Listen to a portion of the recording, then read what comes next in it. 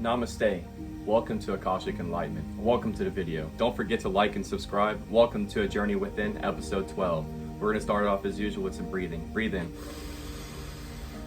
Breathe out. Breathe in. Breathe out. Smell that? That's love rippling into the Akashic records. Today, I want to talk about the dark side to spirituality and religion. So religion automatically gets onto the dark side of spirituality. Here's why. Because spirituality teaches that God is beautiful in all its ways. I think that religion is beautiful. I think that every religion and every indigenous tribe that has their own truth of God is beautiful. But in religion, they will demonize those things so they can stay the same and try to change you. So everything that is going on within them emotionally is their own problem, but they take what you have and try to make your tribe and your beliefs what they are, and tell you there's something wrong with you, tell you you're sinful, a limited being, that you're under this God that can send you to hell or heaven if you don't believe in Jesus this way, or Muhammad, or this and that. I'm not saying that there isn't any real historical truth in the Bible. There is gems in the Bible, but a lot of it is symbolic and it's not literal. I can remember being a kid feeling the emotional abuse from it and the heavy weight of the burden of not wanting to die and go to hell. I'd be like, please God, I love Jesus, just don't send me to hell. And I've done this for years until I was like 18, 19. I remember praying, don't let revelations happen right now, God. I want to be able to be married and have kids and stuff like that, you know? And it was really emotional abusive to myself, and it was all my problem because, yeah, I was unconscious, and yeah, I wasn't powerful enough to rebel, but I took it into my own hands at 18, 19 and started doing meditation. So the dark side likes to infringe, control, and make you what they are. Like, for instance, you can go back to whenever they brought religion to America and destroyed all the tribes.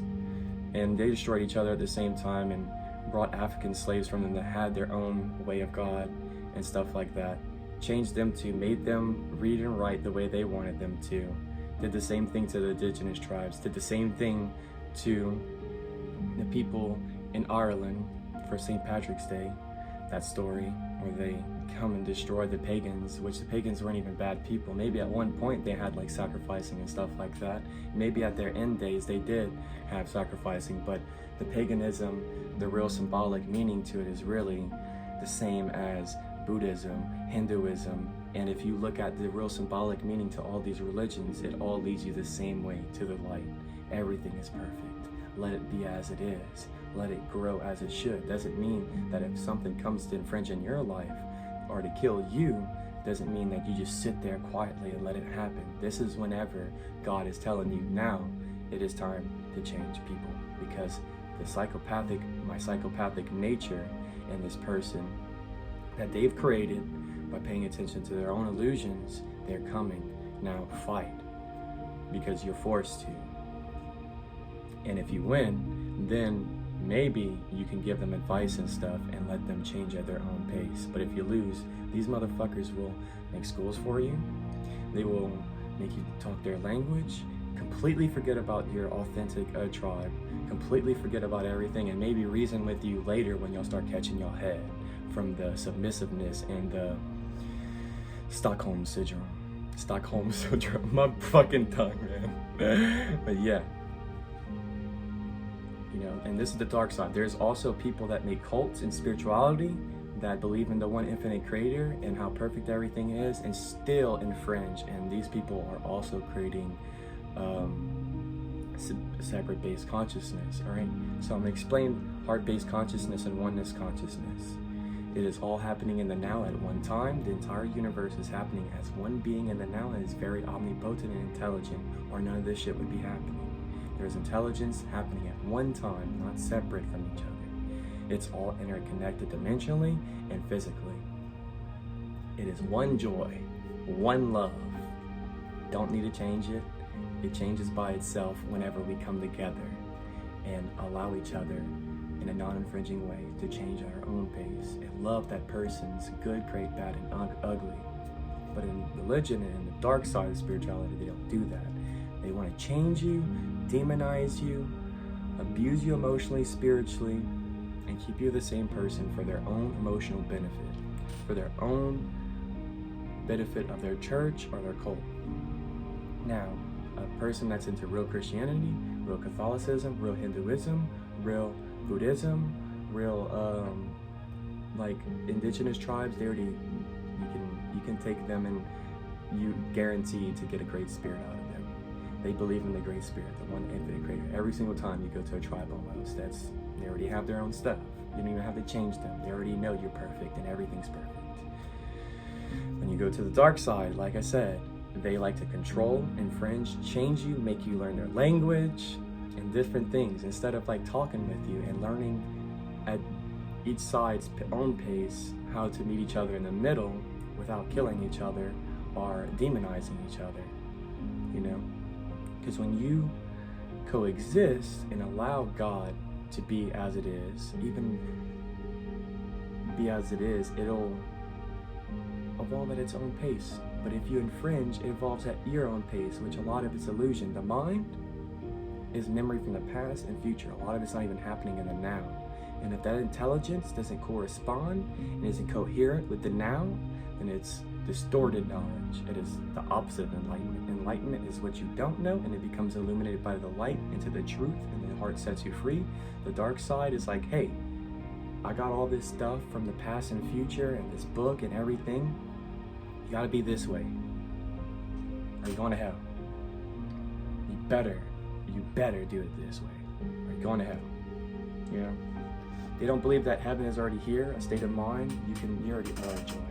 You already are that. Your light is already there at all times. You're never in lack. This is what spirituality teaches. Your light is always there. You just have to participate. It evolves at its own pace. It gets bigger and bigger in a more beautiful way. And you get to help other people in a more genuine way because you're not like infringing. You know. In religion, they teach that the God that they have is just absolute. There's only one way, and they don't have any type of divine community. They're all different and stuff, you know. And the same at the end of the day, but they know that at the end of the day that Jesus Christ is this, that, and if you're not like that, then we can't be friends, like actual friends. Because actual friends, when you're with an actual friend, they're like, oh, okay, that's cool that you're into that stuff, you know, we're gonna support you. And when they come to you about questions about enlightenment and your stuff that you're into, you give it to them because they're asking and they're coming to you. This is what the light side does. They wait in a state of grace and patience whenever you need it the most.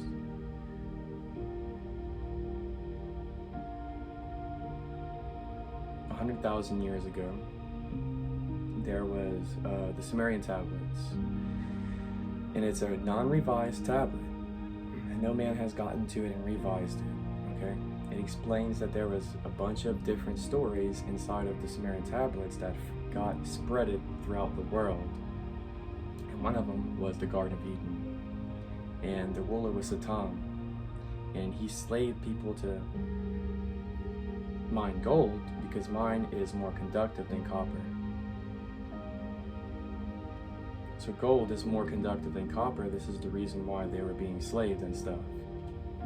And then it later was translated from Satan to Yahweh.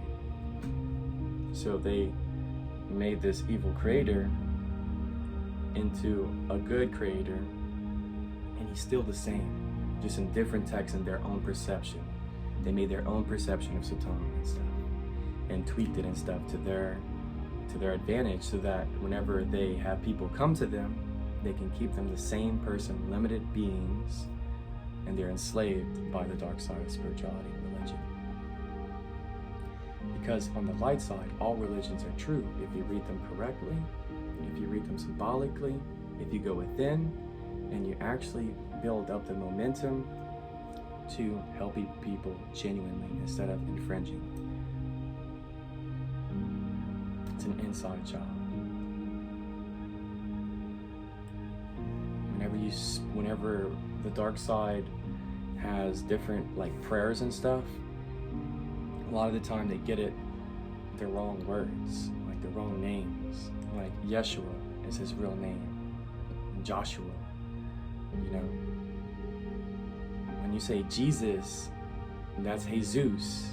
That means that you are praying to Zeus, Hell Zeus. You're not praying to Jesus or Yeshua, you know. So this is another way to see it, that the dark side has so many psychopathic ways to infringe and control and manipulate the masses of people that are submissive enough and scared enough and don't want their families to call them demonic and stuff like that. So they stay the same. They don't want anybody judging them but God. So you got a lot of infringement going on in the dark side and a lot of gracefulness. It doesn't mean that it's just going to let you come in and tear down its door. Like the indigenous tribes fought for their lives, and that should have not happened, but that's illusion. Here's why: because everything is perfect, and even that was God's plan. We know that that's love also, that y'all infringed, and we know that love is still not going to feel good and have evil people in its section. Doesn't mean that it's right to do in the now. You know, you learn from the past and your future worries.